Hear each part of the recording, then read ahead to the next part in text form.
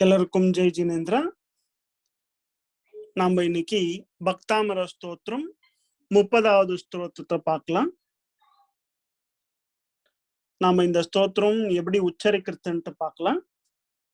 குந்தாவதாத சலச்சாமர sir சோபம் விப்ராஜதே தவ வபுஹு கலதௌத காந்தம் உத்யச்சசாங்க शुचिनिर्झर वारिधार मुच्चैस्तठं सुरगिरेरिव शातकौम्भम्. कुन्दावदात चलचामर चारुशोभम्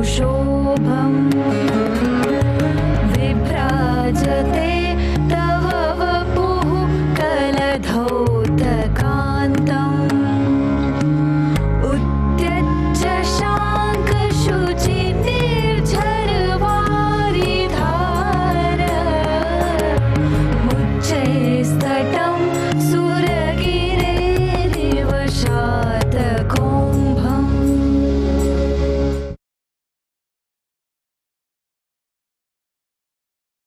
பாத உரை.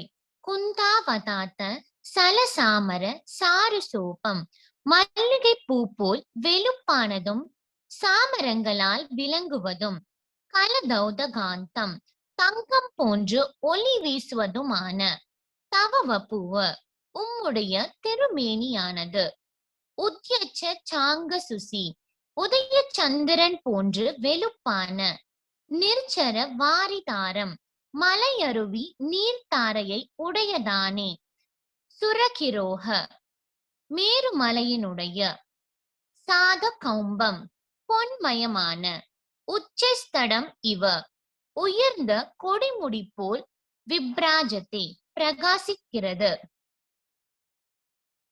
விளக்கம். சுமேரு மலை மீதிருந்து விழுகின்ற வெண்மையான அருவி நீர் போன்றும் அதில் பிரதிபலிக்கின்ற உதயகால சந்திர ஒளி போன்று சமண சரணத்தில் 64 தேவர்களால் வீசும் சாமரைகள் நடுவே பகவானின் திருமேனி மல்லிகை மலர் போன்று வெண்மையான ஒளியுடன் காட்சியளிக்கின்றது.